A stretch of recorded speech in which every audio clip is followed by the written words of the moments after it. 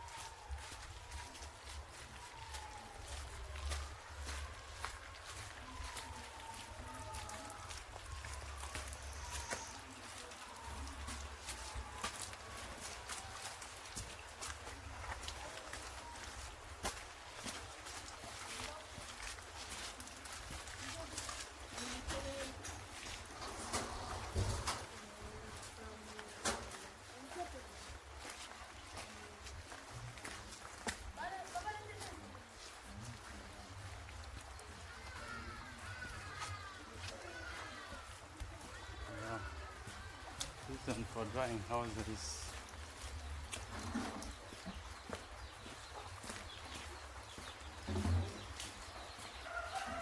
And the chicken are out for someone that come out due to the rain. As you can see down there, they were building a water guard. You raise up the veranda to levels that water cannot reach to when they stop in some water, you know.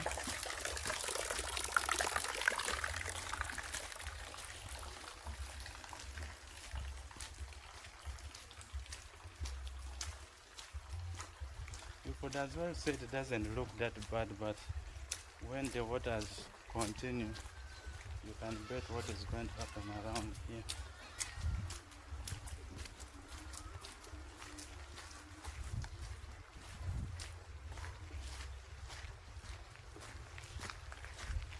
So on the upper side is the Rusaza Cemetery.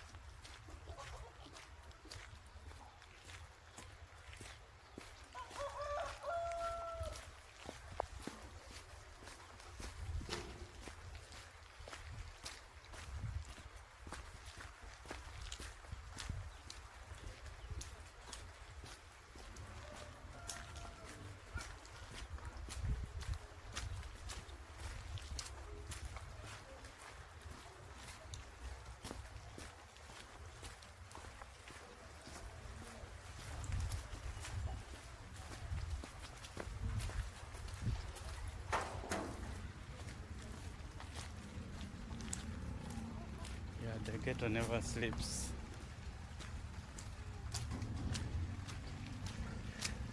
Here's the recycling buying part.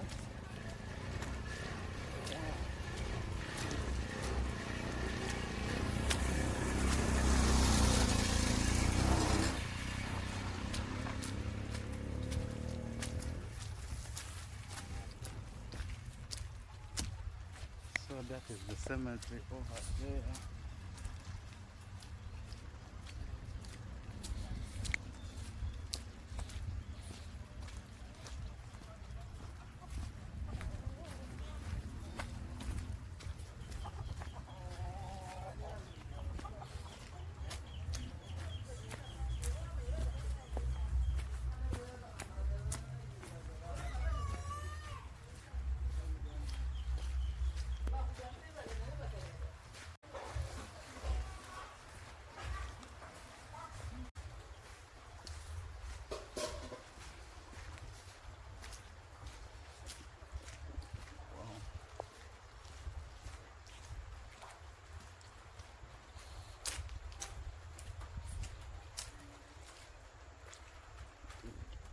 Wow.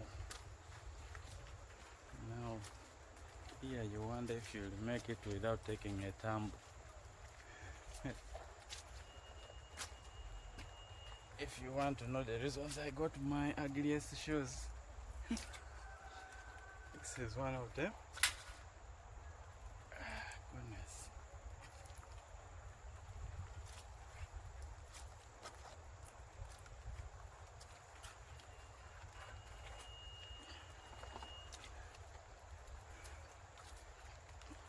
Wow.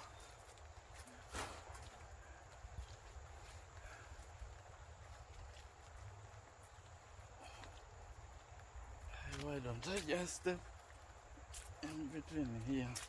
After all, goodness. Whew.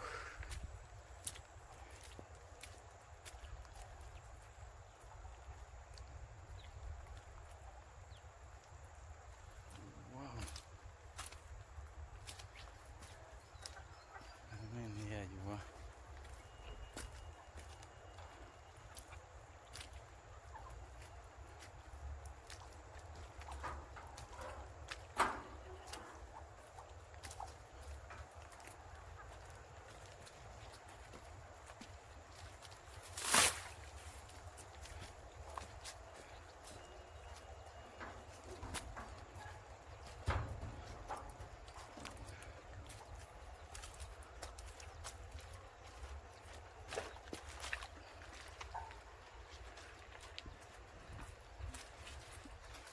Wow, she had almost slipped. Goodness. I have shoes meant to handle these sort of things, but I'm still sparing them because you can misjudge the mud and before long your whole leg is inside. Wow. Now I'm getting back to the main road. Then I got the upper side and we can call it a day. I hope you have seen something of how it is this side. The waters have not gone up. They really worked on the drainage. Otherwise it could have been worse, but with more of this, I don't know what we shall expect. So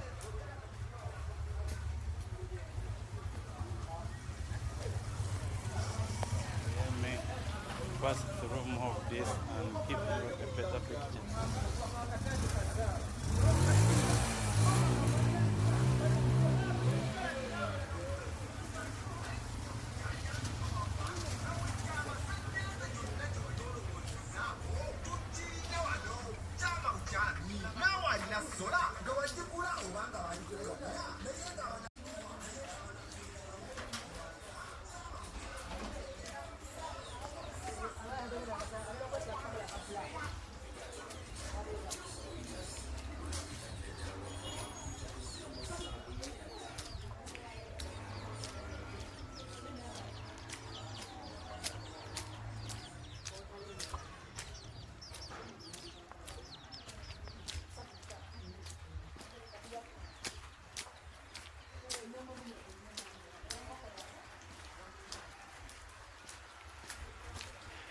here when the water is reduced, people come out, the birds and the animals all come out to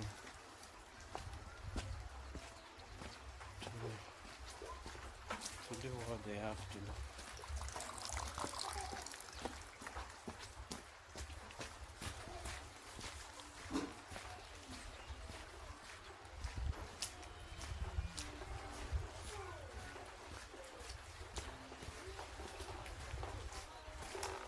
If you ask me, I have no clue where I'm going, but in the ghetto there is a way always.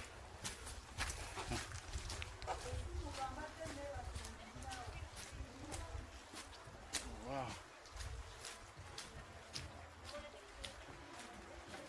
And so that is how it is.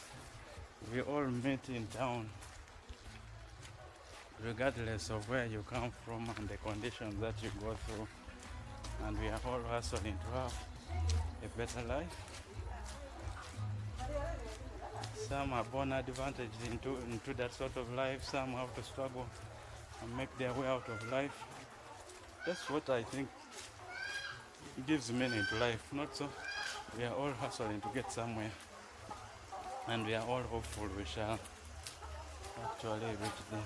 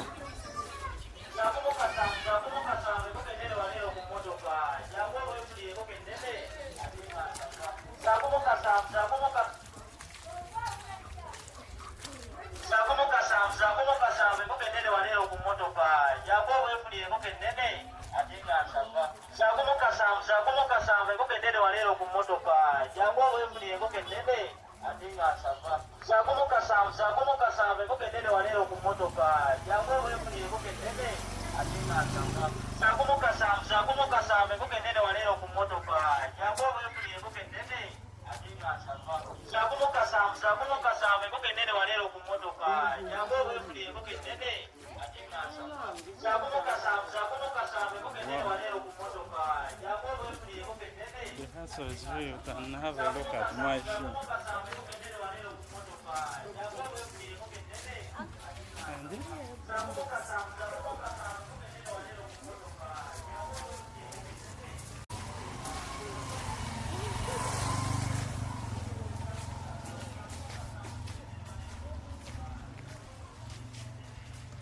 So how do you like my shoes now?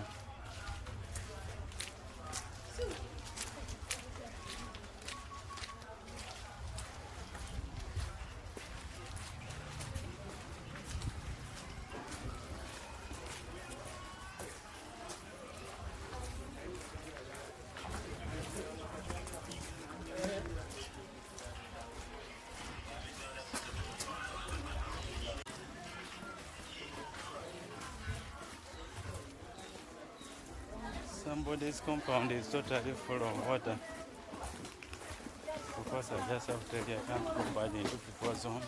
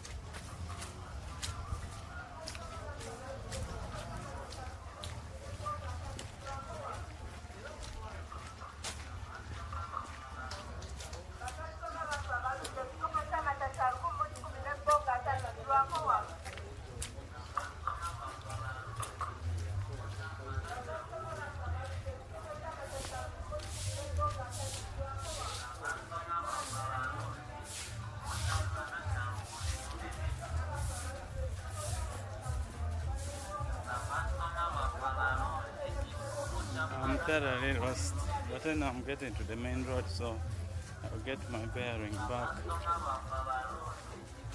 I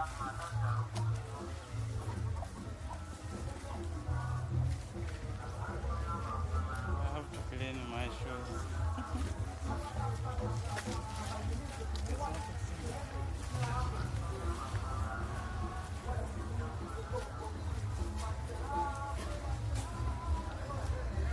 I survived getting knocked down. Wow.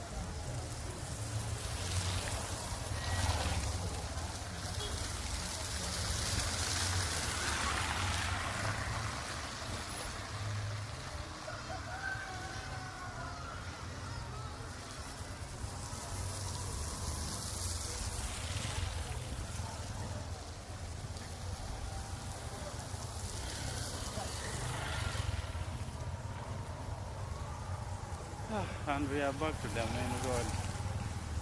This is the main street that comes down, and I have to go to I think a well and wash my shoes off. As you can see the condition they are in.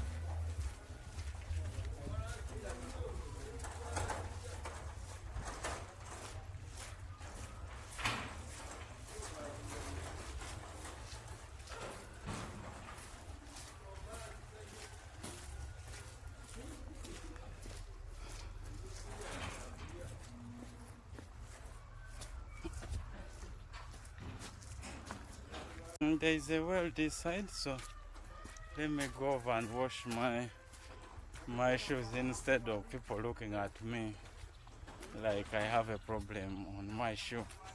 Of course I have a problem on my shoes. Pair of shoes. Shoes. Okay, where they wash bicycles from, I'll also have my chance to wash my shoe and look presentable.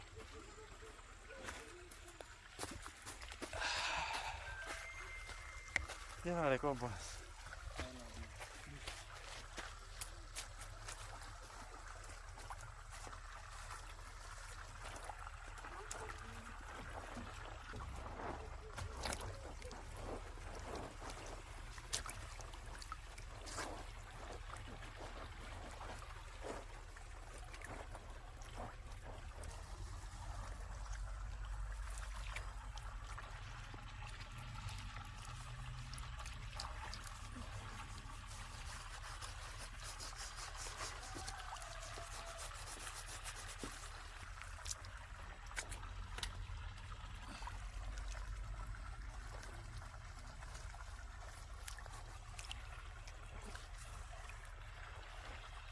So that's about it, guys. I hope you've learned something today. And for your final lesson, always buy some ugly shoes that you can use. Who knows when the rains like this come. I've stepped in mud, I've stepped in water, I've given them a half cleaning, and my feet are still dry. Yeah, the power of ugly shoes. So, watch another video of mine. Please like, share, subscribe.